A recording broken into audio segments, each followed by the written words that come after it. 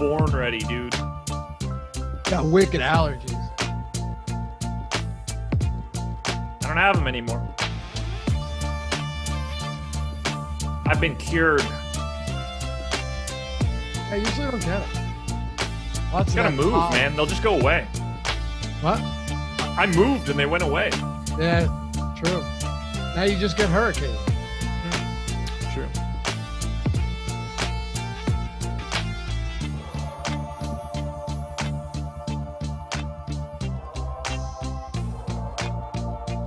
Come on. Perfect timing. Come on. There we go. What's going on, everybody? Welcome to the Awesemo.com NBA strategy show presented by No House Advantage. I am Dave Loughran on the Twitters at Laffy_D, LOUGHY_D, joined by Joshua Engleman at Josh Engleman on the Twitters. 12 games to talk about. We're very happy to have you with us. Buckle your seatbelts, sit down, grab a cup of coffee. I don't know, whatever you need to do in order to stick through this one, because we got a ton to get through, 1 through 12. Gonna make it happen in the most efficient way we can. What's going on, brother? Not too much. This is it's not a fun slate to look at. I've already taken my lap via the process show this morning, and there are a couple guys that I'd say like 5 of them to me that stand out as these are the core of your lineups for today. And then there's like 45 of the exact same thing. So that should be really fun to break down. Yeah, I can't wait. Now, in all seriousness, though, it's one where you're gonna. It's got the one thing about a 12-game slate that at least makes it a little bit easier, Josh, is you don't necessarily have to worry about all of these crazy intricacies with every single game. Whereas yesterday we're breaking down a 5-game slate. You can't leave anything untouched. So there are going to be spots today where you'd say, you know what, on a smaller slate, these guys will be fine, but there's just no reason you need to get to them today, which makes it a little bit easier to get through 12 games. Yeah, I actually said that on the process show this morning as well. Like, you're going to listen to other people in this industry not associated with us that are going to recommend like 85 different guys today. And in the grand scheme of things, like, yes, basically every starter that plays 30 minutes is probably appropriately priced and can be in a lineup today. But speaking specifically about the guys that actually should be owned and owned heavily, that is the real key piece here. If I'm mentioning someone today and I'm saying like, this is a guy that I'm going to have a lot of, that I think carries more weight today than it usually does. Manny C says, Laffy and deficient is like oil and water. Love the show regardless. We're going to be here a hot minute, man. Yeah, thanks, man. I mean, come on. It's not just me. Anyway, we just jumped in the room. We just got started. We got 145 people watching. I think all 145 people should be hitting that like button. Greatly appreciated. And subscribing to the channel. That's the biggest way to help support us here. We're almost at what, 50? We're almost at 55,000, 54, almost at 54,000. If you haven't subscribed yet, hit the subscribe button. And if you hate it, you never have to hear from us again. Just click unsubscribe. It's a very simple process. We will gladly refund your misery. You never have to see it from us again. But I don't think that's what you'll want to do, because it's the best DFS, particularly free DFS content that you're going to find out there. So welcome in, everyone. Let's make this happen. Oh, before we do that quickly, Josh, let's hit on lineup study. Anything jump out to you yesterday? 5-gamer where Kawhi Leonard was, of course, ruled out right after the deeper dive ended. We could have called that coming, and a few other spots, but more than anything, it was kind of par for the course. While I could be looking at the normal 325K shoot around 100K up top, and we could talk about the lineup that won that one, I feel like I need to head on over to the Mega 8s where $100,000 was won by Alex Awesemo Baker, taking it down 100K last night. Now, $888 buy-in. You know, he's got Max entering there. This is a different kind of tournament for most people, but it still matters who ends up on top, because 100K is 100K to every single person that's playing. And the boss man, Alex Baker, was the winner of that contest last night. Anthony Simons, Landry Shamet, Bruce Brown, Carmelo Anthony, Hassan Whiteside, Paul George, Harrison Barnes, and Karl Anthony Towns. It's a pretty good lineup. It is a good lineup. Did he have Najee Marshall? No. Okay. So Jordan's got the other one up on the screen. Yeah. And this one, that's all right. I thought you might have actually coordinated with him beforehand and told him that you were going. I'll be honest with you. I didn't know that Alex won that contest till the moment I opened up. Okay. Fair enough. And only because I just No, stay on it, Jordan. I try to give a quick look into the winner column just to see if I see Awesemo, Tom, 1-800-EDDIE, Rinpack, something like that. But in this case, I did catch it. And I was like, okay, is this just like the late slate? Because then I won't care. But if main slate, Hundy K, got to talk about the boss man first. But Absolutely. Shout out to Smith X21 for taking down 100K as well. Yeah, with Najee Marshall, which I found pretty interesting. Ownership 3.9%. He had a huge game off the bench. I had a decent night, a small profit. But the one thing that I found funny was, and I didn't MME. I played 3 lineups, and I had PJ Washington in 2 of the 3. Electric start, and then he starts the second half, and I'm thinking, all right, we are in business. He had 21 points in the first half. I think he finished with 23. He had 17 real points when I looked at it on FanDuel, and no other stats. Yeah, just nothing, completely empty. There were a few spots like that where Hassan Whiteside got the minutes. You can't really ask for more than that. He got he got 23 and a half, 24 minutes. Usually you're okay with that for a guy that produces at the rate that he does. But yeah, that's the way it goes. By the way, this Smith 2-1, did you see the lineup that he had? Did you see some of the ownership on a few of these players? Yeah. So like, I like the Metu play at 1.6% ownership. Like, to me, that makes sense. If you're going to get Hassan Whiteside getting a ton of ownership, Metu had to be sort of the backup, like falling into that kind of like, it's not crazy to me that you end up there. Joe Harris at minimal ownership. I understand why he's not getting a lot of ownership at 5,900. Like, the price is the problem here, but you're just paying up to be contrarian a bit. Marshall, again, a pay up to be contrarian option. I liked Mo Harkless yesterday, so that worked out pretty well. But to get to Najee Marshall, Metu, and Harris, I would have said that was a bit too contrarian. This would have been a lineup that likely wouldn't have made it through the sorting process for me. But he's got 100K today, and I don't. Yes, sometimes that's just what wins. Well, congratulations to Smith X21, and thank you for the super chat. Sold Dope 1234. What's up, fellas? How was your day yesterday? I had a great day. Thanks to Josh, who recommended getting baked and baking pizza yesterday on the process show. Okay, so nothing to do with DFS. It gets there. Don't worry.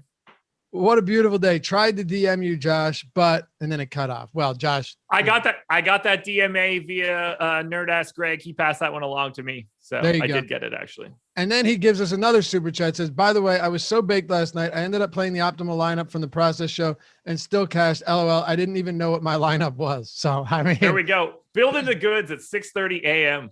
Just absolutely great information coming from Josh Engleman early in the morning on the day of 420. You know what I always find funny, though? That only potheads celebrate 420 for the most part, right? I mean, who else is going to? Follow my logic. Am I right?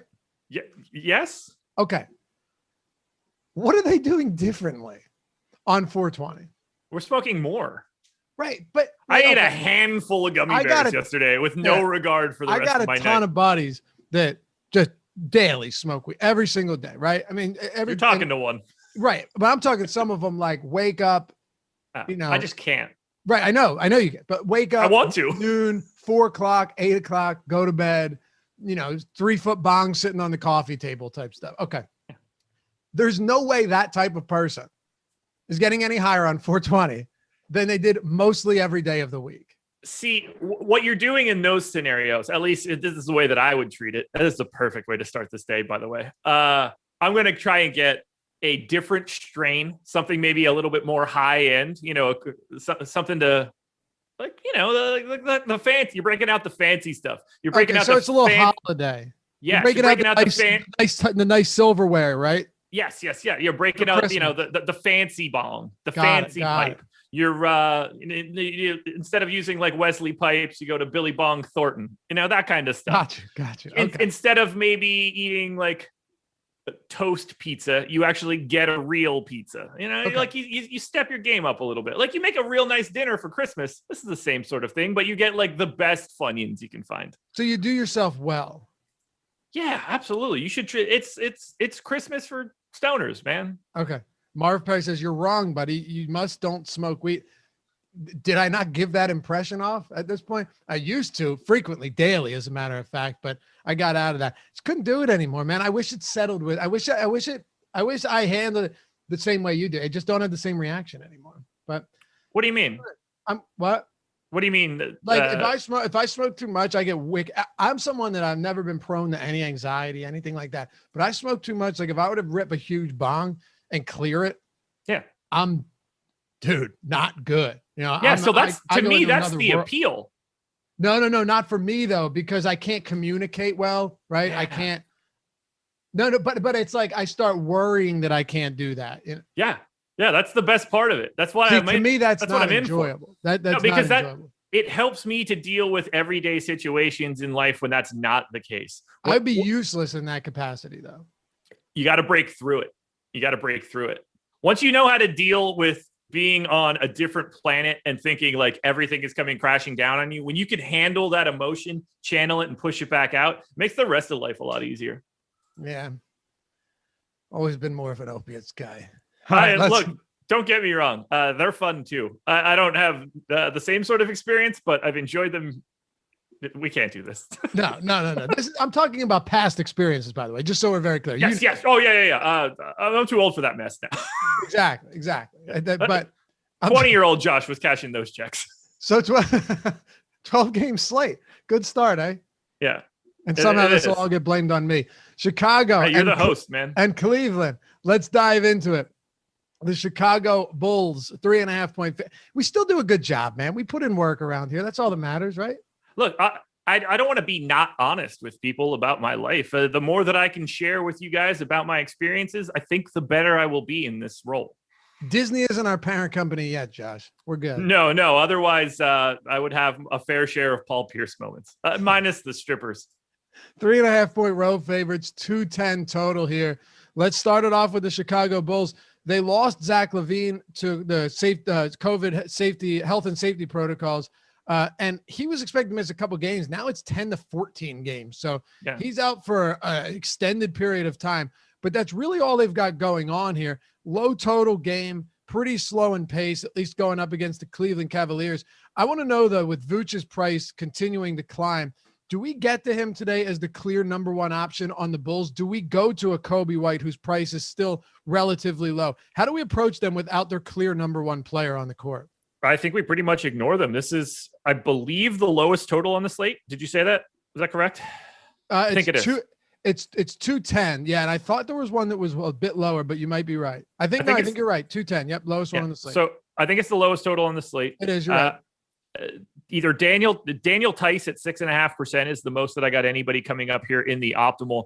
Like Vooch is 8,800 on FanDuel. He's 9,900 on DraftKings. To me, like you're not coming anywhere near paying 9,900 for Vooch in this particular game. I don't see Chicago as a team that you're trying to prioritize. Clearly, you can play your Vooches and your Kobe Whites, but these are low volume, low ownership type plays.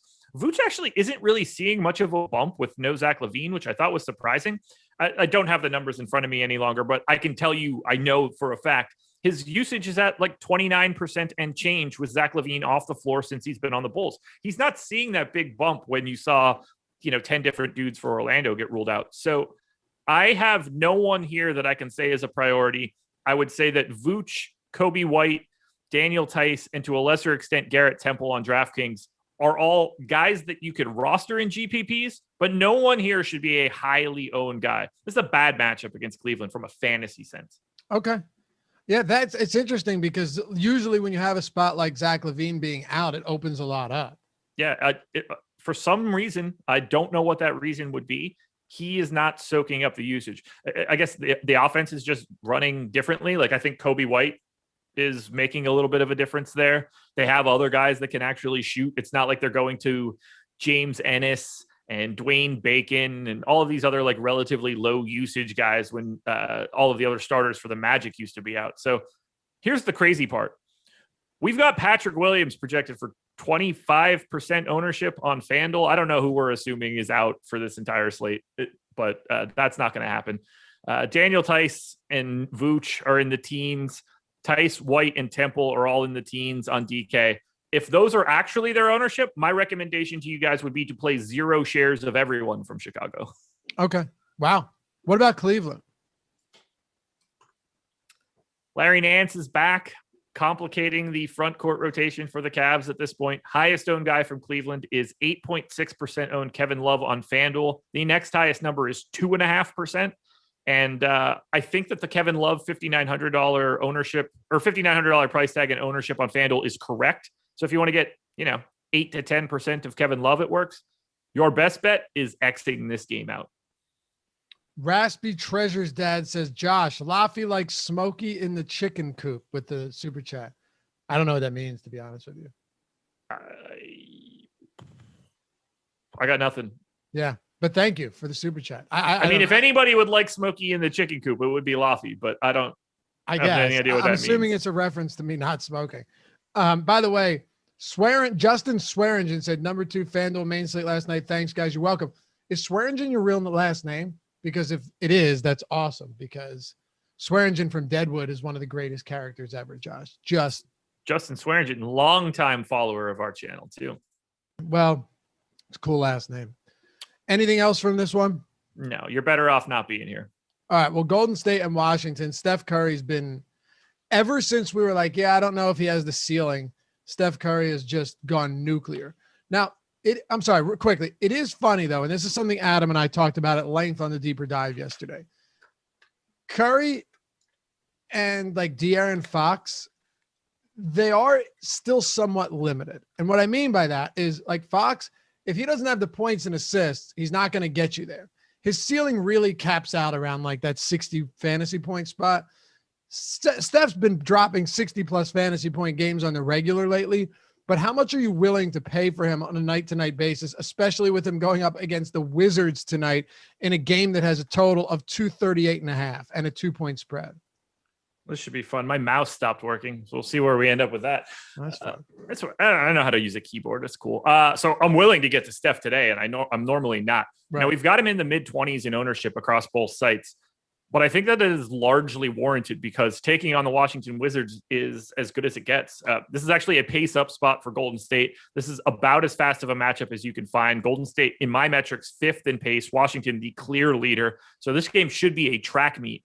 And it's not like Washington's defense is all that great to begin with. So I actually do like Steph. I have other preferred pay-up options today, but he showed up in the optimal around 15, 20% of the time, depending on which site we're looking at.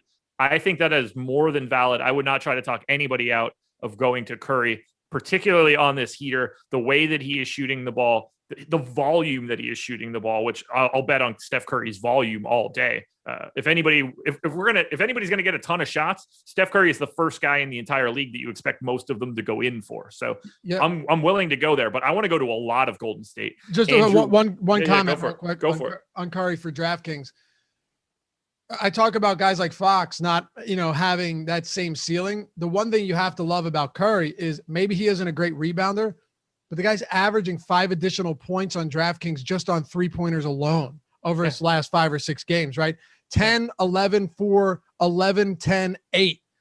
Made 3-pointers, not attempts. Made 3-pointers. He's attempted 17, 19, 13, 16, 18, and 15 threes over his last 6 games.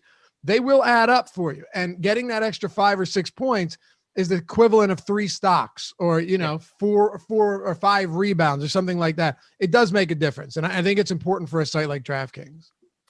I couldn't agree more. I don't have anything to add to that. To me, you're spot on.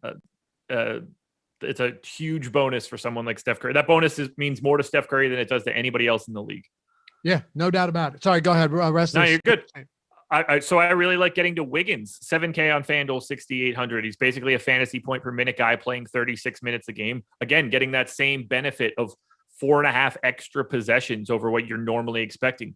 Draymond is a huge threat for a triple-double here. I could see him and Russ having some sort of triple-double off, other than Russ will have 30 points and Draymond will have 10. But either way, I don't mind getting to Draymond. I think that we have to look at Kevon Looney on both sites, but in particular on DraftKings, he's only 3,800, played 30 minutes the last time out. They don't really have other options. It's either him or Draymond. And right now, Washington has some pretty big center bodies. So I think Looney continues to play that 30 minutes a game. I think he looks like an interesting value play. I'm very, very interested in Golden State in this spot, as everyone should be, given the total and the matchup. We're getting roasted by chat for not knowing that it was a Friday reference, and probably should be. That's fair.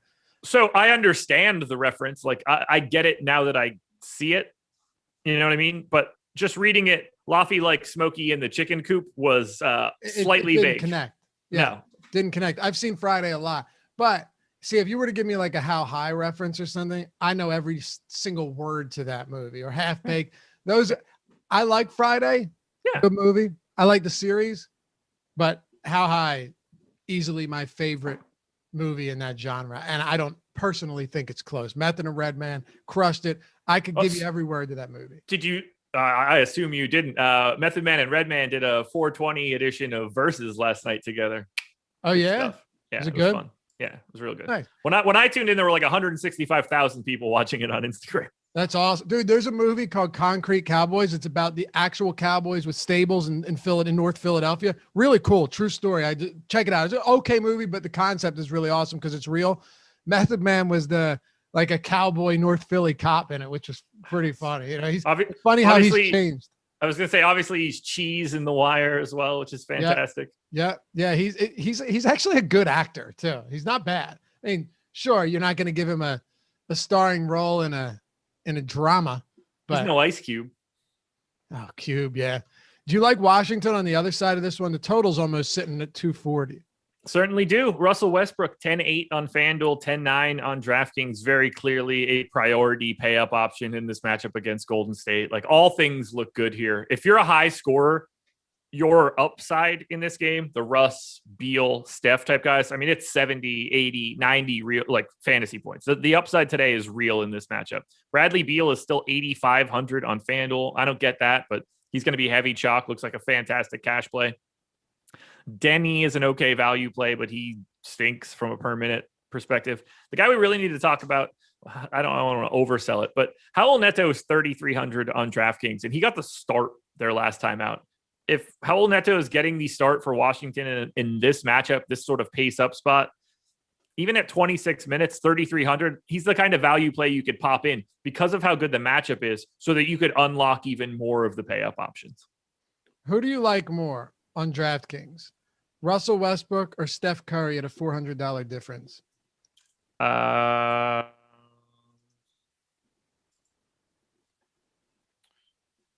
Russ, Steph. Wow. See, I have it by about a fantasy point relative to salary. Okay. That surprises me a little bit because Russell Westbrook, it's just every single night you're locking in like 55 plus with upside for more. Yeah. They've basically been the same per minute player over the past 30 days on FanDuel. Obviously, it's probably pretty close then on DK because Russ is going to get more of the bonuses. Obviously, Steph gets the 3-point bonus, but Russ doesn't get hurt as bad for double bonus. Yeah. And only the half-point turnover as well. So I think that they probably kind of offset each other. So I think my FanDuel numbers would be a decent comp for that. So I think that they are basically equal. Yeah, I wonder what ownership is going to come in on this because right now Westbrook and Curry are neck and neck on DraftKings and projected ownership too. So I think we're going to see a lot of lineups with both of them. That's probably what we're going to see. Do you want to keep going here? Yeah, absolutely. And for the record, I see them as neck and neck too. They're separated by less than a fantasy point relative to salary. So like, I think the ownership is correct. I wouldn't prioritize either one over the other. So Harden remains out. Not only does he remain out, but we got news during the deeper dive yesterday that he suffered a setback, which sucks. And basically, according to Nash, is back to square one, which is just not good at all. No. But he should be good for the playoffs, and I'm sure they'll be fine. Anyway, Kevin Durant was ruled out yesterday. I'm assuming even though he's not completely ruled out or officially ruled out, I'm assuming he doesn't play again today. Agreed. Okay. So that would leave us with a similar rotation to what we saw yesterday. And you and I kind of broke this down in depth on Tuesday's strategy show, that they are actually somewhat limited in the bodies that they have, which gave guys like, Landry Shamet, again, a really solid runway to get up big minutes. And Joe Harris and Bruce Brown had the 11-11 double-double off the bench. So there are opportunities here. DeAndre Jordan was 30+% owned on DraftKings. They ran all 9 players, Josh, but Alize Johnson only played 7 minutes. Blake played 28. Timothy Luwawu-Cabarrot played like 23, I think it was. So the big minutes came from the starters, and then Bruce Brown got about 26 minutes. Blake got about 28 minutes off the bench. Yeah, and the biggest piece here is that I don't expect Blake Griffin to play today on a back-to-back, which gives them 8 active bodies as we know it now. Now, we don't have all of the word on Nick Claxton and Reggie Perry. We don't know if they tested positive, if this is contact tracing. So these guys are sort of up in the air right now. If they end up back in, everything that I'm about to say ends up being meaningless. But for right now, the way that I have it planned out, they only have 8 guys that can play today. Yeah. So I think someone like DeAndre Jordan at 4K is very interesting to me on DraftKings because a lot of these guys can fit in multiple positions. But when you only have 8 guys, if one of them is center and center only, I tend to think that DeAndre Jordan sees an additional bit of run. That way you can maintain your flexibility elsewhere. So I gave him 26 minutes. And I think that he could conceivably even play more if he needed to. I really like him as a value play, but it's going to be hard for you to not want to get to a lot of Brooklyn. Bruce Brown, both sites. Joe Harris, both sites, but definitely more so on Fanduel, where he's only 4,600. He's 6,100 on DK. You don't have to play Joe Harris on DraftKings unless you want to win 100K like the guy did yesterday. But we got to talk about the best play of the game, the guy that I'm going straight back to as I did yesterday. My number one contender, Kyle Irving. Yeah, Kyle Irving. Kyrie Irving, 94. I don't know. There's not even a Kyle in front of. I guess I'm looking at Kyle Lowry too. Like those are the things that are in front of me for this. Josh game. Doesn't smoke weed in the morning. I certainly do not. You think this? Oh my God, I'd be so bad at this. 9,400 for Kyrie. I've done shows with you, like the Sims show with you. It's just the brain goes. But slowly. That you don't need to be smart. No. It's just more jokes. 9,400 for Kyrie on FanDuel, 9,900 on DraftKings. It's the same thing I said yesterday. This guy picks up a ton of usage, a huge assist rate when Harden and Durant are not going to be on the floor. So I think Kyrie Irving is basically the best play of the day today. I would rather get to Kyrie over Steph. I would rather get to Kyrie over Russell Westbrook on FanDuel at the very least. On DraftKings, still the same scenario, but it's a little bit closer just because of Kyrie's salary being a little bit higher. But I think Kyrie Irving is the best play of the day today. I'm not going to disagree with that at all. I was real nervous yesterday when he had 8 and 3 after the first half. That did not as nervous as I was because I had 80% of them. Yeah. That did not look good. He salvaged. And The truth is, no one really had huge games like blow the top off games. Towns was good. Paul George was solid, but none of them had those games where Irving's near 50 was going to bury you. So that was. He was in the optimal on FanDuel, so it didn't change anything. But it could have been bad if he continued at that pace, which he didn't. Yeah. Toronto then. They got the cavalry back, Josh. Van Vliet, Lowry, Anunoby, Siakam, Gary Trent. I mean, everyone for the most part, outside of guys like Rodney Hood, they're all healthy today, which, takes Toronto from a team that we targeted very frequently for the past 2 to 3 weeks to one now where you're looking at a team that has pretty much everyone at full health. And ownership on DraftKings right now, I don't know if that's accurate that we have, but it is very, very low. I mean, it won't be 0.1% for literally everyone, but yeah, I also don't expect Gary Trent at 4.5 is the highest that I got it to. So whether we set it to 1 or 2 or 3, it's meaningless. Yeah. No, I don't really see anything here. I don't trust, I don't expect Toronto to be playing 36 minutes a game for all of these guys right now. So I think that everybody is just a little overpriced. OG on FanDuel, because of the position, is the only guy that I would actually look to get to as a contrarian option. But to me, I just, unless we hear something about their rotations, I just can't trust Toronto today. I wouldn't know who to pick first and foremost. They're all pretty, Lowry, Siakam, Van Vliet are all pretty similar to each other when it's a normal slate. I don't know who's going to be the one that gets 30 minutes, if anybody gets 36 minutes, because I think you're going to need 36 minutes for them to be relevant on this slate.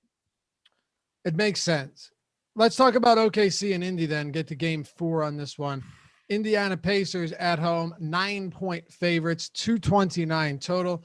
Nice little pace-up spot for the Oklahoma City Thunder today. God-awful basketball team. They'll still be without SGA. Lou Dort coming into this one is questionable, so we'll play that one by ear. And then Isaiah Roby has also already been ruled out with this one for this one with that toe. It is a pace-up spot. They are big dogs, but it's a decent enough total. Are any of these salaries worthwhile to you for OKC today? Yeah, way too many of them. But I get to Oklahoma City more than I think any other person in the industry. So let's have this conversation. I know Adam will talk about it a little bit. A lot of this is going to hang on Dort. And what I mean is Dort sees a massive usage bump when there's no Horford and no Shai Gilgeous-Alexander on the floor. But if Dort leaves the floor, then Teo Maledon sort of gets that same sort of bump. So I like getting to Maledon on FanDuel at 4,600. I get to Pokusevski, Alexei Pogo stick every single slate. He is the most owned guy on FanDuel at 15%. I agree with it. But I would like to 2x the field on Maledon. Darius Bazley's playing a ton of minutes now that he is back. 6K on FanDuel, 6,200 on DraftKings. He's probably my favorite overall Oklahoma City guy. We only have him around 7% ownership. I would double that. I think with no Isaiah Roby that Moses Brown and Tony Bradley should probably split the center minutes, but you could see some weird stuff where they go a little bit smaller. So you can get to an unowned Moses Brown. I think you can actually get to an unowned or largely unowned Tony Bradley as well. Somebody's going to have to play center for these guys.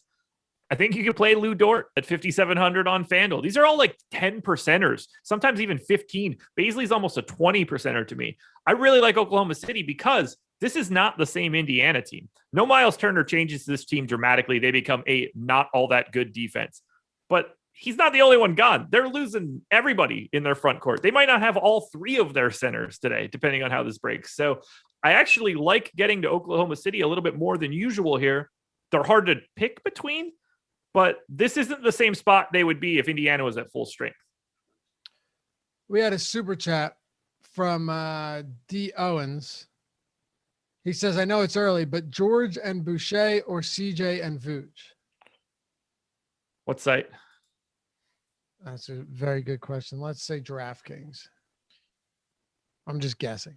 I got a 50% shot.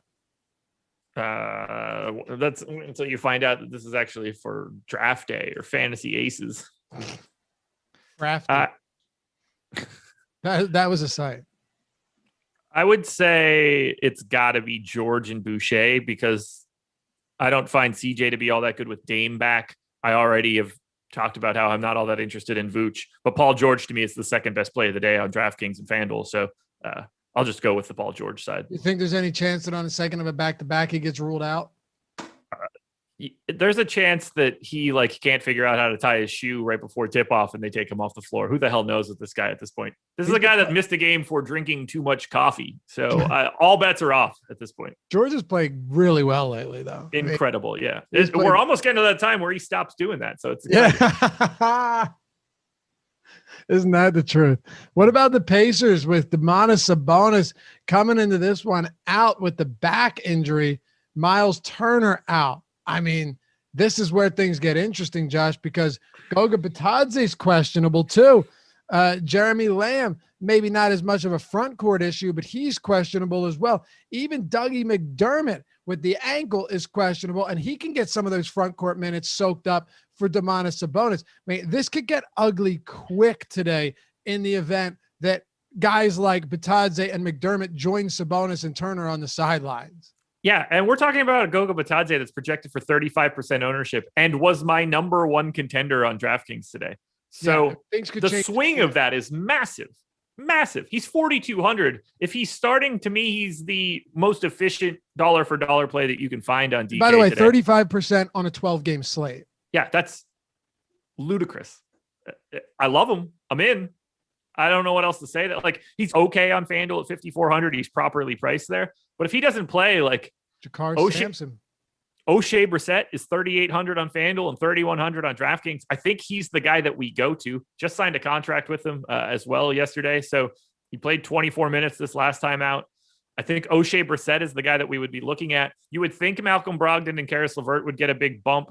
It's not as big as I would like it to be, but they're clearly guys you can play because they're going to soak up a ton of usage. But Goga Bitadze is the clear best piece here on DK, and we have no idea if he plays. Thank God this game is at 7:00.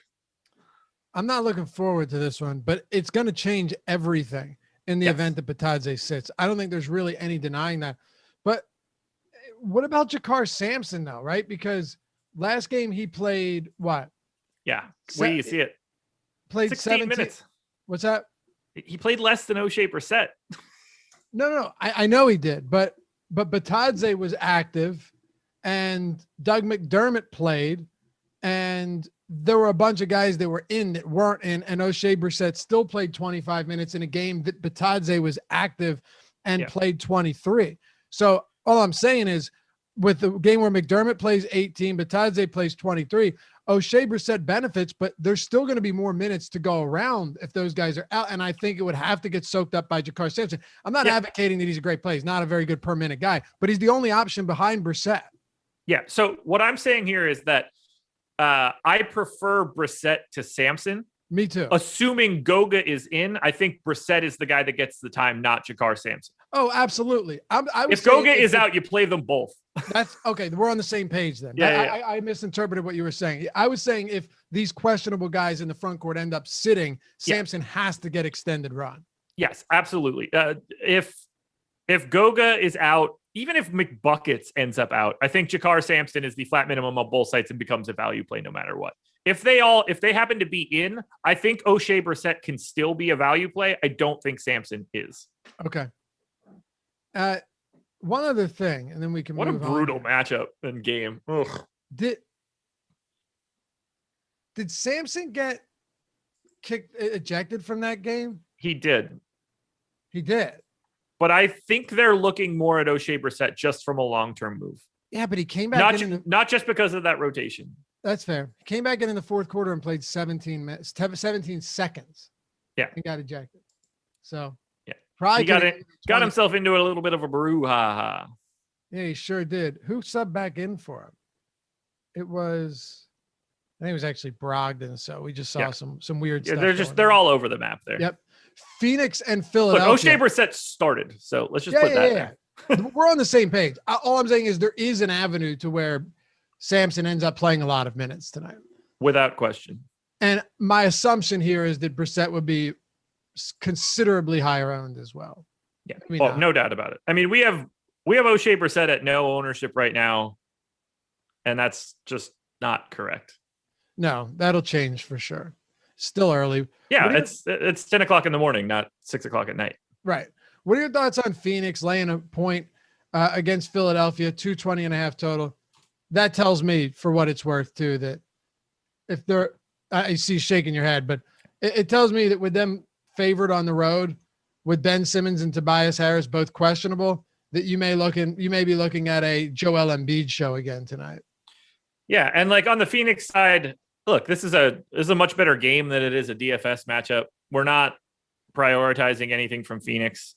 If Dario Saric starts again, he's 3,100 on DraftKings. That's a value play you need to look at, but there are no priorities here against a really good Philly defense, or at least an average Philly defense, depending on who's in or out, upwards of actually good. So again, like if you rotate through some of the starters, that's fine. But there are way better places to roster people here today than in what should have been the best game on the slate, like from a real basketball perspective. It's a high-end basketball game if everybody was in. Absolutely. I don't think we're going to have everybody in, but I still don't want to roster the Sixers or the Suns. I mean, there's like one Sixer I want to roster. Obviously. Do you want to hear Joel Embiid's numbers since he returned from injury? I would love to. 1.6 DraftKings points per minute, 40.1% usage rate, 40% usage rate, 18.3% total rebound rate, and even has a 16% assist rate. But 1.6 DraftKings points per minute, that's not factoring in the double-double bonuses, and a 40% usage rate. Now Joel Embiid will be playing very possibly without one or both of Ben Simmons and Tobias Harris. I understand that Phoenix is the tough matchup and a good defense, but depending on where ownership falls on a guy like Joel Embiid on a slate like this, especially if they are hamstrung and missing two of their top starters, you could definitely twist my arm to get me onto a guy like Joel Embiid today.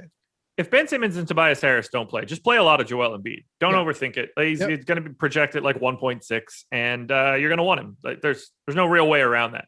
I have Simmons and Harris in for right now. I don't really know what to do with that information, but we also have them in projections and ownership, picking up none of it. I think Ben Simmons is like the 25th best option you could have on FanDuel, but he's projected for 2% ownership, and I think that it should be like 9 or 10. Best I could do for today. Okay. So I can't advocate heavily, but he's 6,900. If he plays, I like it. It just keeps, I hear you. Just keeps falling. Keeps coming down. It went back up, and now it's falling again. Are there any other spots here that you could take advantage of in the event that one or more of these guys are out?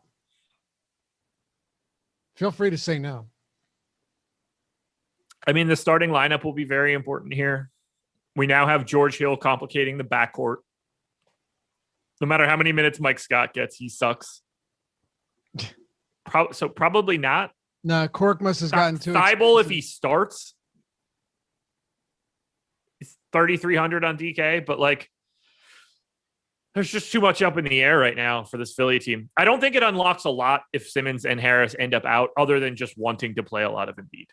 I'd be real curious to see that if Ben Simmons is out, if George Hill gets considerably more minutes than he did last game, but he's been out so long that I just don't see it happening. Oh, yeah, I don't. Whether Simmons is in, look, George Hill should probably get the 5th most minutes on this team when everybody's healthy. Yes. When he gets to that point, I don't think it's going to be until the playoffs, but like, to me, he is part of their closing 5. No, but I agree that he should be. Who are the other two over? Obviously, Simmons, Embiid, and Harris are in their closing lineup. Who are your other two options? Danny Green. Okay. And Matisse Thybulle. If it's in a close game and you need defense, I want Thybulle out there. I would have George Hill over Thybulle no matter the scenario of the game. I don't think I would. I might even put Shake in over Thybulle if it's a back and forth game with no defense. I'm definitely not putting Shake in over George Hill. Shake's a good scorer. So what is George? You're not putting the ball in Shake Milton's hand in a close game of a playoff game. That's insanity. You're not putting in George Hill's either. No, you're putting it in Joel Embiid's hands. And I would rather have George Hill as my spot up guy on the wing than Shake Milton. So what does Ben Simmons do when he's out there in a closing? I put Curry in over him. With George Hill. What do you do with Ben Simmons if you have Matisse Thybulle out there too? That's two guys that aren't going to shoot the damn ball. You can't have Matisse Thybulle and Ben Simmons out there for offense. What the hell he will? How many threes has Matisse Thybulle shot this year? Or 8? Put Curry out. Or put Curry out there. That I'm fine with, but I think that I would prefer George Hill's creation over Curry. But I could go either direction for either one of those two guys. All right. By the way, I actually think George Hill was a nice little signing at the deadline. I like the George Hill signing. I do. Same. But I think it's very, very specific and dependent on what the game looks like. And that's actually how Doc Rivers has operated all year. He will throw Matisse Thybulle out there in a game where they need to stop and they're playing with the lead in the closing minutes of the game. He won't be out there if they're playing from behind. It's situational for this team because they have a lot of guys that are very specific in where their skill sets are and aren't necessarily talented all around, 46% from 3 last year for Milwaukee, George Hill. It's not bad. It's good stuff. Not bad. It's actually a really great number. Let's talk about Utah and Houston. The Utah Jazz are 11-point road favorites against Houston, 226.5 total. Just Houston's been just beaten up all year long. We've picked on them throughout the entirety of the season, no matter who's been on this team. Donovan Mitchell now coming into Houston is out, will be reevaluated probably in a few days from now, but we're not going to have him again today. That's going to open things up once again. So do we go to Clarkson? Do we go to Conley? Do we go to Jingles? Do we go to Bogdanovich? What are your thoughts against the Rockets? I mean, based on our ownership, I fade this entire team. We've got Gobert at 17%, Conley at 20%, Royce O'Neal at 13%, Jordan Clarkson at 16%, Ingles at 11%. I don't have any interest in being anywhere near those numbers. I'm not all that interested in this Utah team at all. It's clearly a great matchup, but how much do we think that the Utah Jazz guys are like, they're not playing 36 minutes at all in this one. 31, 32, 33 is where we're going to be here. We're just going to find better guys playing more minutes and more, like, not that Houston isn't an advantageous matchup, but like, this is just, I don't have that interest in Utah.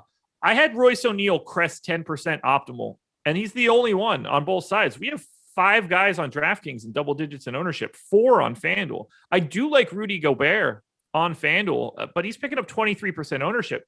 On a 12-game slate, that's just an immediate guy that I'm going to be under. There's no chance for me that Rudy Gobert becomes a 24% owned center unless we start lopping off games out of this slate. So I think Utah is wildly over-owned right now. I am happy to roster their starters, but I see them all as like 5 to 10%ers, no priorities. I'm really surprised to see the ownership here.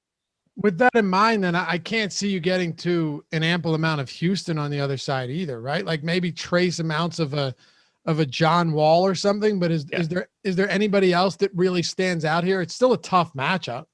Wall, Wood, Porter, the guys that are going to be dominating the ball the most in these spots. Wall is 7,800 on FanDuel, 7,700 on DraftKings. Like we haven't projected for 3% ownership on FanDuel. If we're talking about GPPs, that's just a guy that I'm taking in a large field contest. If the game happens to stay close, it's going to be quite a bit on the back of John Wall. We've got Christian Wood projected for 2% ownership on DraftKings. Like, I'll just take a little bit more than that of these guys that are north of a fantasy point per minute guys.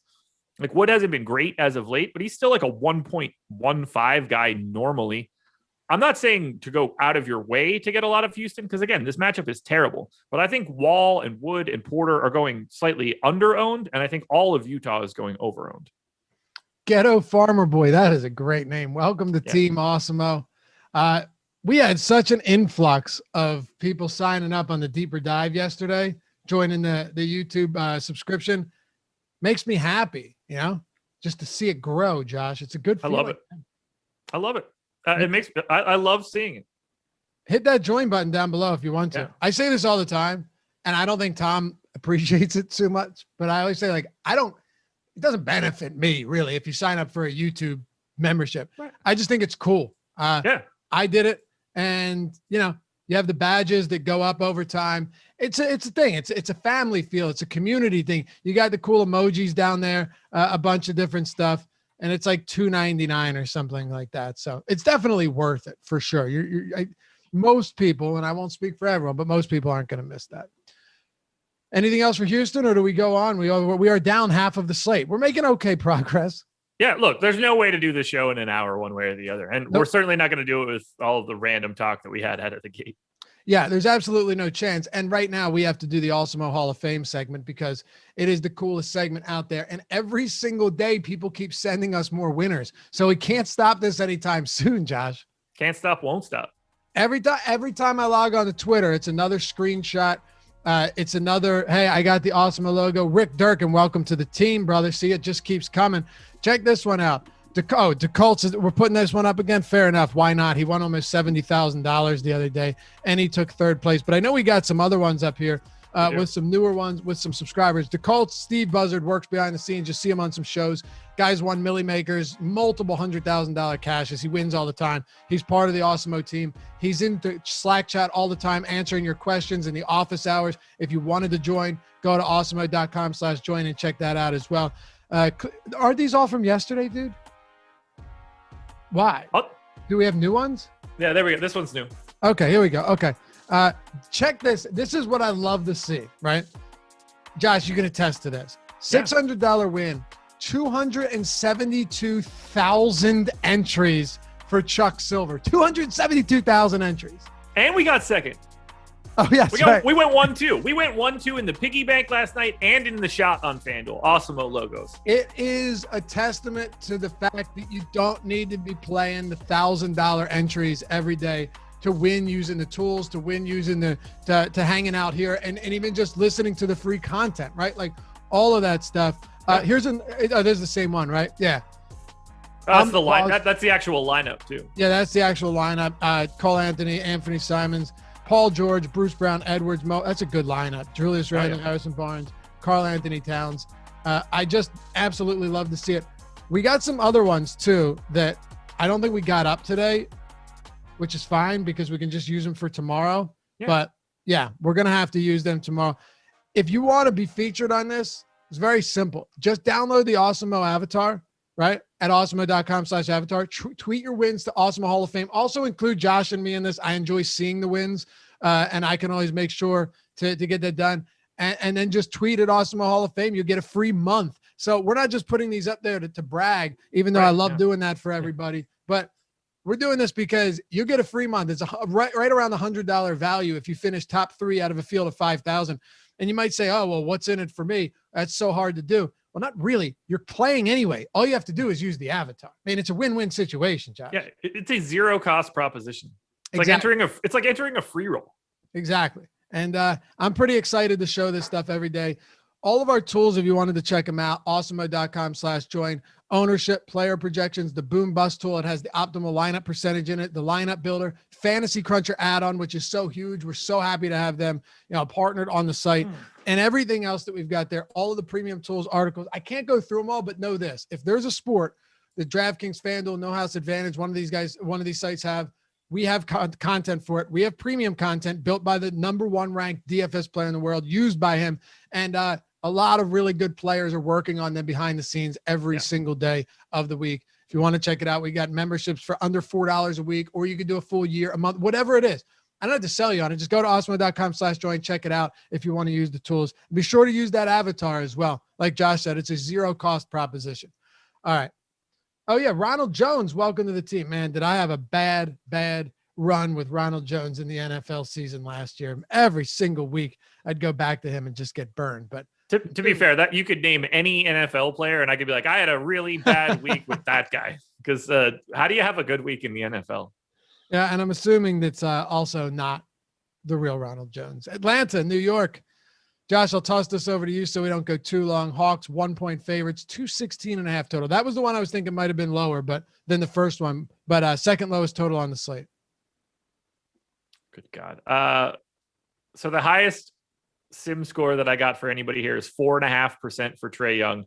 We don't have anybody owned more than 0.4%.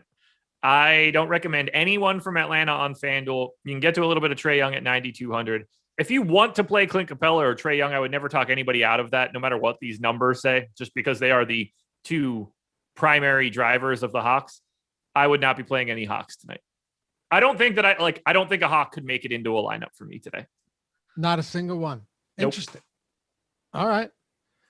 Oh, that's awesome. Hey, fellas, I think it's time for the membership. Pull down $600 on a $78 investment, including first place for $400. Gotta love it.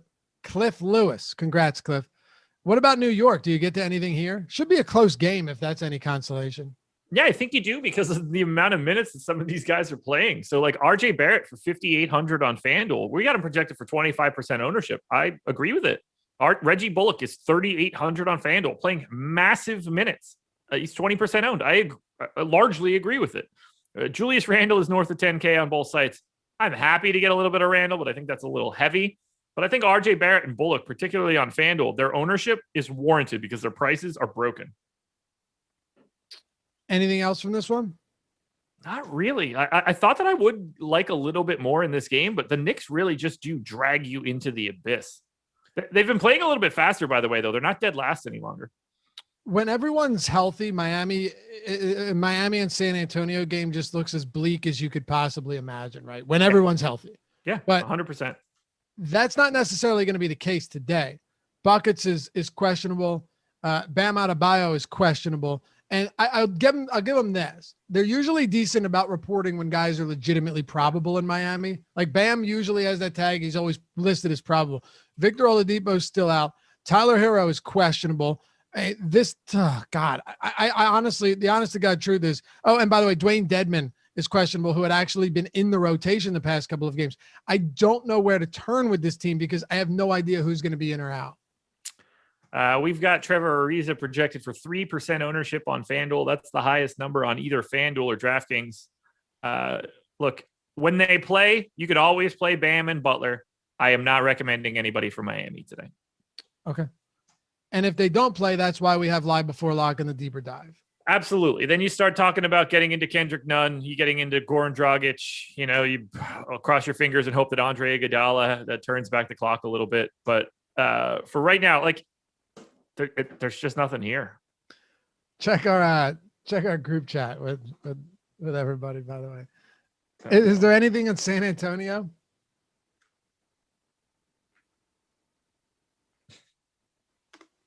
Thanks for pointing that out to me right now. Considering that's exactly how it got talked about in group chat 12 hours ago. Spurs? No. Anyway, Spurs. Okay, so on DraftKings, it's pretty easy. We've got Patty Mills projected as the chalkiest Spur at 5.8%.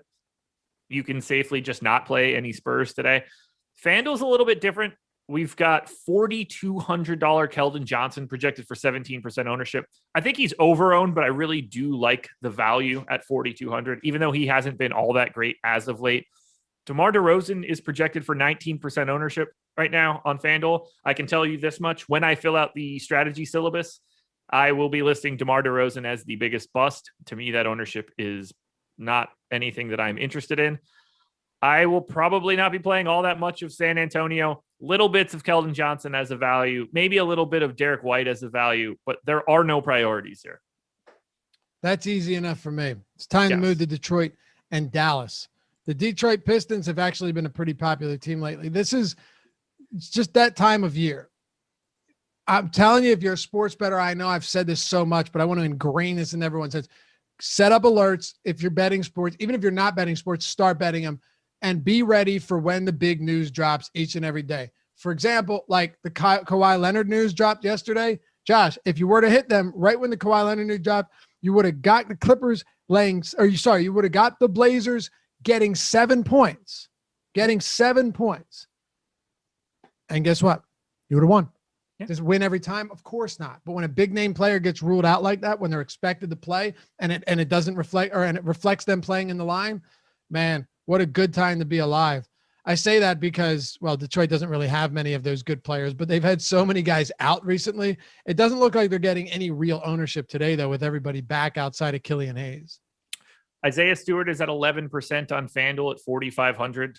I don't totally understand that if Mason Plumlee is playing. Like, he's just going to play whatever center minutes Mason Plumlee doesn't play, which I think is going to be, somewhere in that 22 to 26 range. He can be an okay value play, but I think the upside is relatively limited, and you don't get the value of like getting on the opposite side of Mason Plumlee ownership. So to me, Isaiah Stewart on FanDuel is the best Piston you can play. And then there aren't any other options. The highest I got anybody was 3.5% Jeremy Grant on DraftKings. We're not projecting anybody for more than 3% ownership on either one of these sites. So I am going to just pretend like the Detroit Pistons are not on this slate. So yeah, but you're not going to get a lot of recommendations out of me here. Otherwise, I'm just clouding everybody's brain. That's the way it should be on a 12-game slate. Yep. You can't be recommending everybody. What point is it to even listen to a show? If you're like, I think there's about 4 or 5 guys good from this team, and then saying it for the next team, and then saying you love the entire next team, it doesn't work. 150 person player pool. This is everybody I gave an A, B, and C to. Right. You have 100. What are you popping over there? Zinc. On stream, huh? It popped up on my screen to take zinc, so I took zinc. Wait. Why would you? Why? Oh, okay. So you must have snoozed it earlier today. No, it was set for 11 o'clock. Oh, okay. So you assume that we're going to be done this show, but we're never done by 11. It makes no difference to me whether we're done or not. I'm sitting at my desk and it's next to me. I don't care what time that pops up. But I never see you popping zinc on. I never see you throwing back zinc on stream. I just didn't want to forget. Okay, fair enough. Normally I would snooze it. I just didn't. Yeah. What's the zinc for? I have an answer that would have been a lot more fun for the show, but I'm going to not say it out loud. I don't know. Whatever it's good for. Oh, okay. I don't remember. Do you have deficiencies? I guess. Like the doctor told you that? Hell no. Who goes to doctors? Dallas Mavericks, Luka Doncic. Yeah. So this one's pretty easy. Convincing people to spend $11K on FanDuel or 10.8 on DraftKings for Luka Doncic shouldn't be all that hard. Although he's not picking up all that much ownership. He's sort of a contrarian play on FanDuel. I don't have anything to add. I'm projecting him for like 1.5 fantasy points per minute. This seems like a really nice get right spot for Luka. I think Kristaps Porzingis is the clear best option coming from Dallas, particularly on FanDuel, where he's 8,300, a little bit more expensive on DraftKings. We've got him projected for 25% ownership. To me, that's a little high, but I understand why Kristaps Porzingis is picking up the love. Clearly, this is no surprise to anyone. Luka and Porzingis are the preferred options, but Maxey for 3,800 is a value play on FanDuel. Jalen Brunson for 4,400 is a value play on DraftKings. There's a little bit more here to Dallas than we've had for a lot of these games as of late, but Porzingis and Doncic are the two main guys. Kleber and Brunson, depending on your site, are where you can find a little bit more value. David Porter says, Josh popping zinc. Weed really is a gateway drug. All right. So now that we've got how many games out of the way? We've got 9 games out of the way. We have 3 to go. Yes. Minnesota, Sacramento is the same game that we just saw yesterday, right? The very same game, caught a lot of ownership, late night hammer. We're going to get that. That's what we'll close the show out with. But we'll go to Memphis and the Clippers first. Now, with this one, Kawhi Leonard wasn't just ruled out yesterday, spur of the moment. He's out for at least a week. Memphis is a 2.5-point dog still. Clippers are with a 227 total. Ja Morant finally resurfaced, showed everybody that this fella can actually play basketball. 72.5 DraftKings points last time out. Huge, huge game. But prior to that, Josh, it had been a really tough month or two for Ja Morant. He's $7,200. His price hasn't really come up much at all since this big game. Do we look to him at all today, or is 12 games just too much to chase points with Ja Morant? Well, on FanDuel, he's still 6,800, so I don't even really see it as a chase. I mean, it's a really difficult matchup against the Clippers, but I can't tell anybody to not play Ja Morant when he's 6,800 on FanDuel. Like, he's not going to be heavily, he's projected for 12% ownership. I think that's about right. If you like Ja Morant, you should be playing him today because he's the lead guard on the team, going to play 34 minutes or more. I'll take my chances. To me, it's not a chase. That's just what you do. But a lot of people would say that it's a chase. That's not obviously how I pick players. I don't look at their performance in their previous game and make any sort of distinctions. I still like him on DraftKings at 7,200. Other guy that I would be looking at, we have Tillman at 4,200 on DraftKings, projected for 18% ownership. That seems a bit aggressive for me now. I don't think he's going to fall into 40 minutes in a double overtime game again. But, I got him in at 26. That seems pretty reasonable. Jaren Jackson Jr.'s status is actually kind of important for this game. Whether he plays he could just conceivably be the backup to Tillman. They could still have Brandon Clark then playing at the 4. There's a trickle down effect to whether or not Jaren Jackson plays. I don't think that Jaren Jackson is in any way viable. Here's how ridiculous it is. So he's 4,300 on FanDuel. You could okay, even in limited minutes, Jaren Jackson Jr. can pay off a $4,300 price tag. He's 7,100 on DraftKings. We're not going to be able to roster him for ages. So Morant and nothing else is the moral of this story. Yeah. How did his salary just stay there all season long? They didn't move it. It was probably what he was the last time he played. Right. It's not crazy. I understand that, but you're right. There's no way Jaren Jackson is going to be rostered until either he starts playing 38 minutes a game or until his price comes down to a level that actually is somewhat palatable. I have him as the 7th best play on the Grizzlies on FanDuel, where he's 4,300. So at 4,300? Yeah. So you can see what you really need to do to adjust. Where do you have him ranked on the slate on DraftKings? Do you have that? Yeah, I do. Give me a second. Okay, you got it. I mean, I have to know now. Yeah. 12 games. There's a lot of players. I have 2 Jacksons ahead of him. So you got a Reggie Jackson ahead of him. Josh Jackson and Reggie Jackson. And Frank Jackson too. So I have Jaren Jackson. Good. 224. So this is everybody that I gave a single minute to, which is 235 people. So this is all going to be relative to salary, I might add. Yeah. 235 total people have been ranked. Jaren Jackson Jr. at his salary ranks 224th. All right, very quickly, who's behind them? And some of these are fake too. Guys I throw a minute to that probably don't play. Right. Dean Wade, Desmond Bane, Jalen Horde, Korkmaz, KZ Okpala, Isak Bonga, Austin Rivers, Ntilikina, Cousins, Malachi Flynn, and Anthony Simons. Wow. Okay. Yeah, and half of those guys are behind them because their prices came up because everyone else was injured, and now they're back. Yeah, or they're projected for 2 fantasy points like Ntilikina.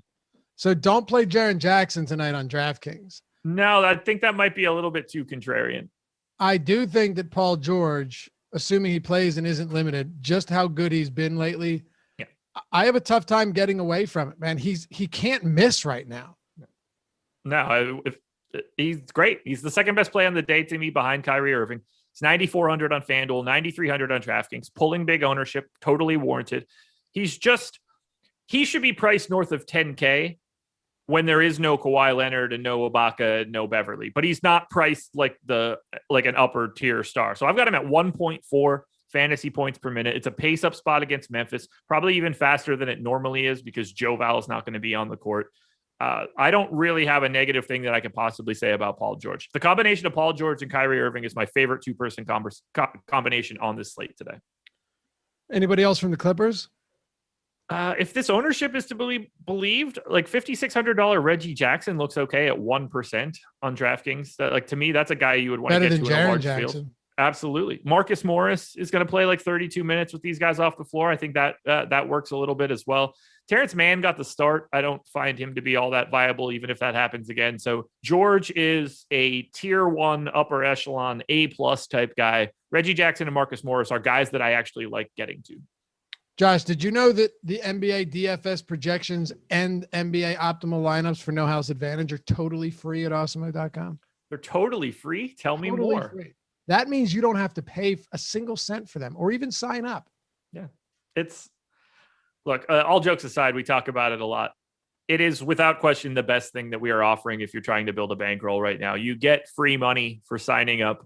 All it takes is a small deposit. We provide projections for free. We provide optimal lineups for free. We grade every single prop for overs and unders that is on No House Advantage and let you know exactly how we feel about them and exactly what we think their likelihood of success are. You can't get more information for less utility coming from you. It costs you nothing. It only costs you time, and we're limiting the amount of time that you have to put in by providing literally all of it to you. All you have to do is just click the buttons to put it into No House Advantage. I don't think anyone's ever done a read for me that I've been satisfied with. That was awesome. I am really great at satisfying people.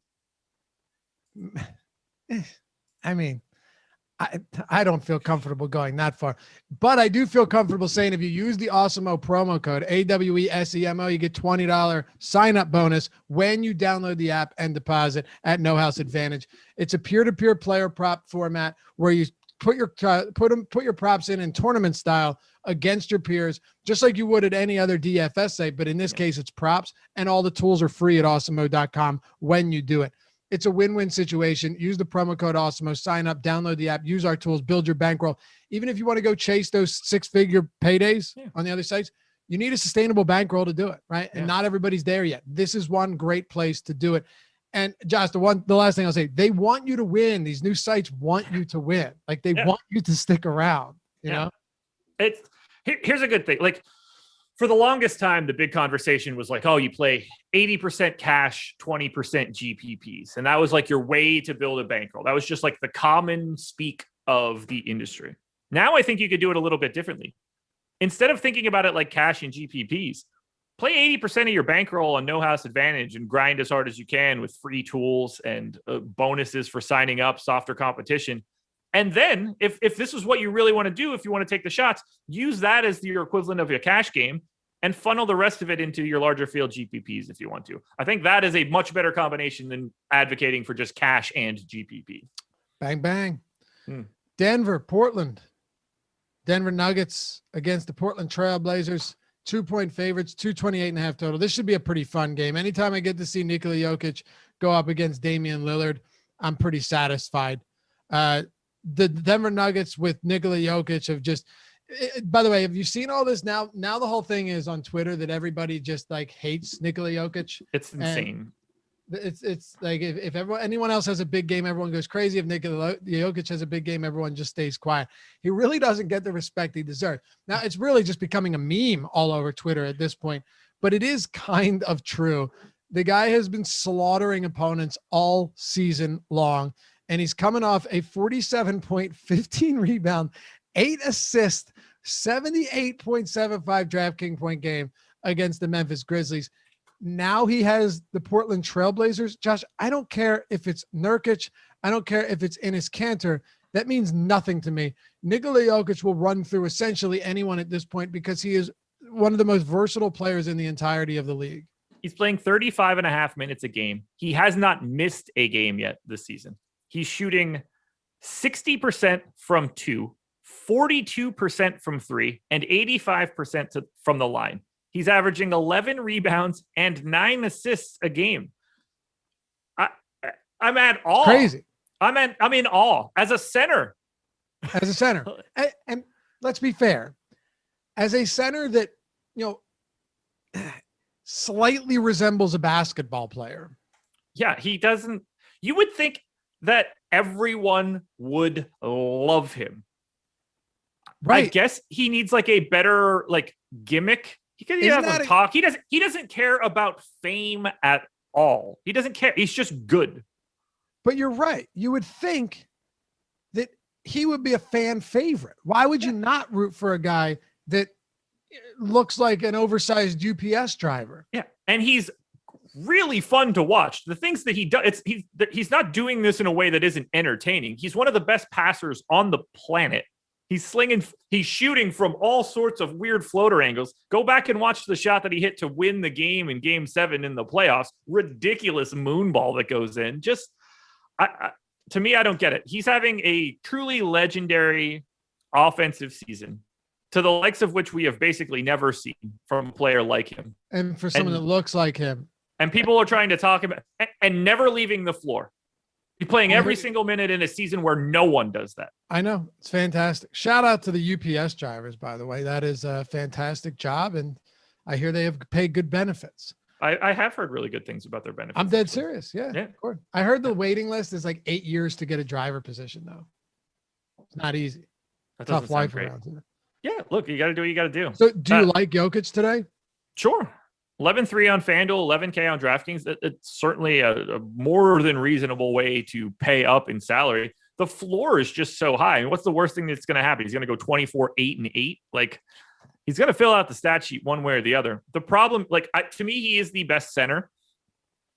I do really like I like getting to Paul George and Kyrie if you're spending all your salary. But I do have him ahead of Karl Anthony Towns. He is my highest graded center, but it is a little bit easier to fit someone like Rudy Gobert in and save $3,300.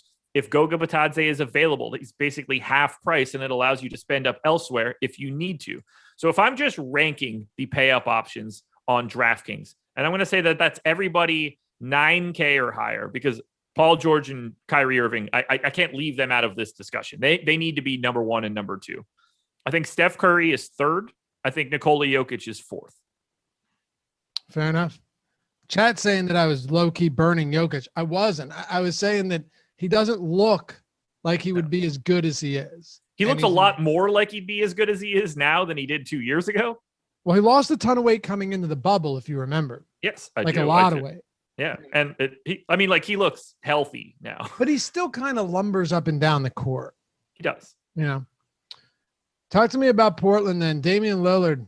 By the way, you guys got to play Michael Porter Jr. as well. Okay. Damian Lillard, $9,600 on DraftKings. $8,400 on FanDuel. Yep, that's what I was going to say. Make your way over to FanDuel. Damian Lillard's $8,400. Floor's yours. I expected him to grade out like an even better play. And he's still good. He's still good. We haven't projected for 6% ownership. I know. I get it. I'm not that much higher than him. But if you're just thinking about this game on a macro sense, making a pivot from chalky insert any guard here to Damian Lillard is just a GPP play that you want to make. If he's back, he's playing 36 minutes. They're not bringing Damian to play 24 minutes. Damian Lillard's not getting warmed up to play limited run today. That's just not happening. If he's in, he's just in. He'll figure it out eventually. I would like to play Damian Lillard in GPPs for sure, because at 8,400, he can become an absolute necessity. Yeah. 8,400 is absurd for a guy that legitimately does have one of the highest ceilings in the game. And we've seen him do it time after time. If he gets 50 fantasy points on FanDuel, he is probably in an optimal lineup today. Yeah. I think that he can do that in real points. That's exactly what I was going to say. And there aren't many guys that can. Right. There are not many guys that can do that, but also give you, don't you remember he went on a run where he had 80 plus DraftKings points in 6 straight games or something like that. And that was when everyone had given up on him too. Let's not forget about that. That's when everyone said, no, you just can't, this won't continue. I can't pay this much. His price came up again. I can't pay this much. And then by the time you knew it, he's almost $11,000 and he's ripping off 80 spots every single night. So I'm not saying that's going to happen. I have no idea, but like you just said, he could give you 50 DraftKings points at 8,400. You are perfectly content. He could give you 50 real points at 8,400 and you're sitting real pretty, especially if he really only pulls sub 10% ownership. Yeah, like a 40-point actual game for Damian Lillard today is very much in the cards. Oh my God, yeah. Yeah. And you can't say that for many guys at 8,400 or higher. No, not at all. Like the Devin Bookers of the world come into that price range sometimes, and once in a while you get that 40-point game. But Damian Lillard is far more live to do that than anyone else in that price range. Yeah. I like getting to Norman Powell as well, 6,200 and 6,600. They are the two guys that I'd be interested in from Portland. I'm not all that enamored in properly priced CJ McCollum. Okay. Ready to close it out, Minnesota, Sacramento? I am. And by the way, Randall Robinson, yes, this is an AEW shirt. It's a what? It's a wrestling t-shirt.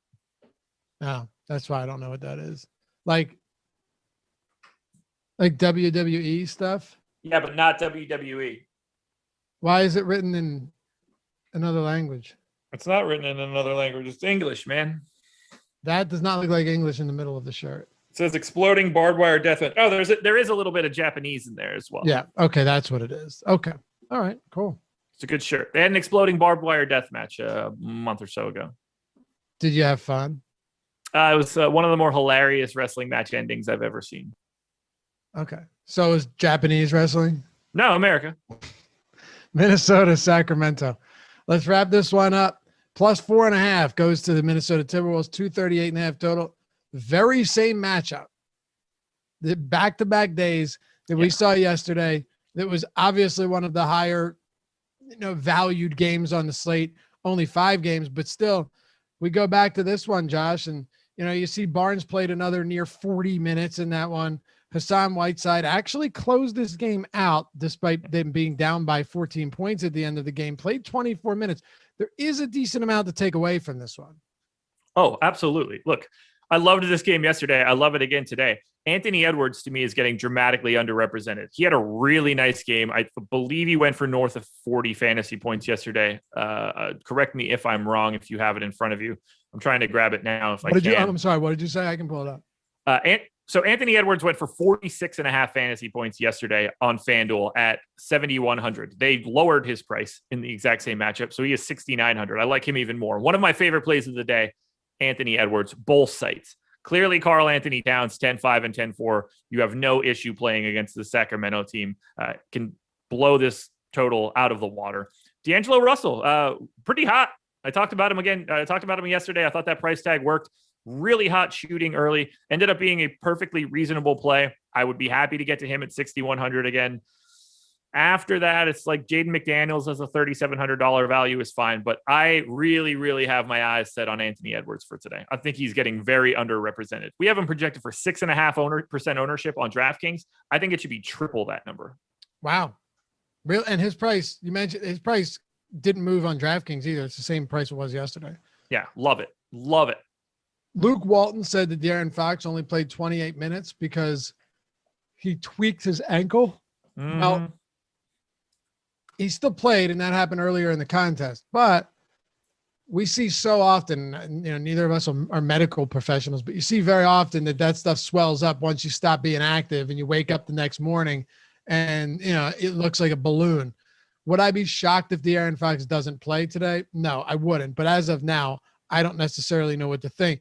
There's no more Corey Joseph there, though. So if he didn't play, DeLon Wright, who was actually in some winning lineups yesterday, would undoubtedly, or you would at least think, because he played 27, 26, 28 over his last 3, you would think DeLon Wright would get a little bit of additional opportunity down there along with Tyrese Halliburton.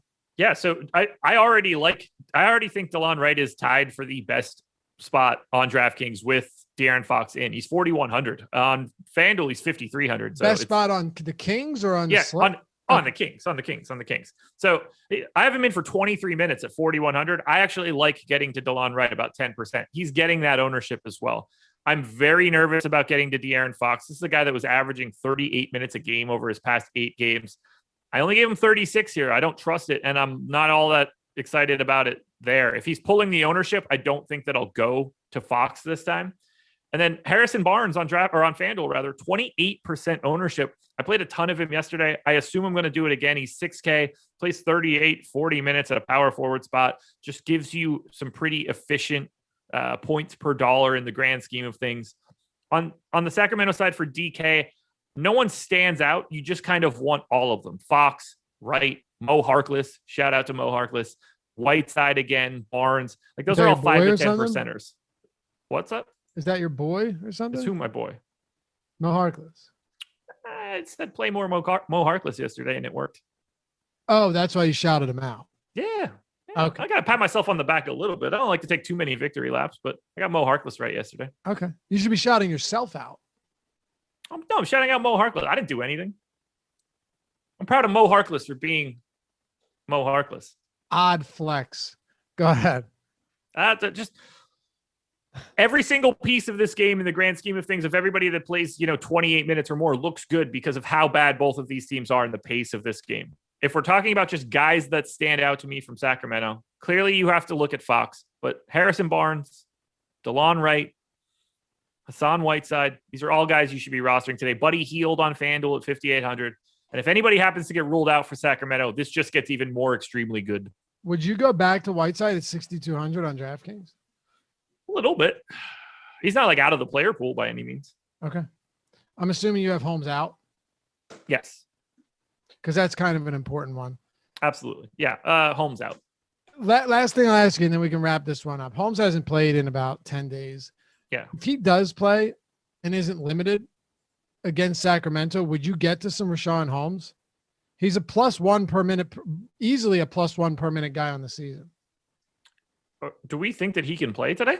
I don't know. I mean, he's still not ruled out. I'm assuming no, but it's not like he's been ruled out for an extended period of time and doesn't have a timetable to return. They rule him out each morning or each day, so I wasn't sure. Let me just look so I could see his salary. 6,900. Mm-hmm. Just for you. Yeah. 6,500 on FanDuel, 6,900 on DraftKings. I assume he'd be irrelevant. Okay. Simple enough. Yeah. So let's just hope he doesn't play then.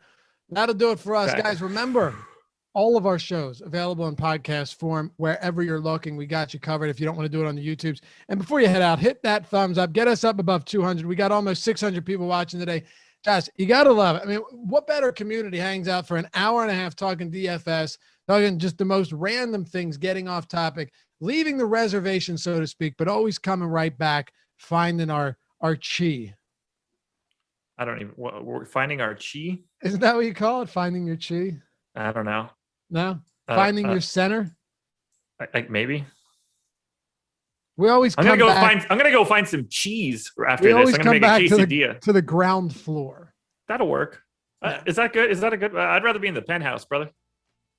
Well, you're grounded. You know what I mean? Like, you know what I had to sledgehammer in ground rods into my grass 2 days ago. Doesn't sound that tough. No, it was pretty easy. I mean, the sledgehammer was heavy because I'm a bit of a weakling, but I was trying to stay grounded. There you go. Yeah, it's see, look, we come full circle. That's what I was looking for. We come full circle. And zinc will help you do that. Well, we'll help you have a good morning each and every day. Strategy show Monday through Sunday right here, 10 a.m. Jordan, thanks for producing, brother.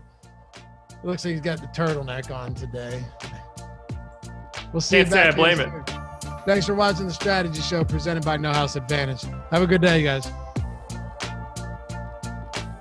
Oof. Under an hour and a half.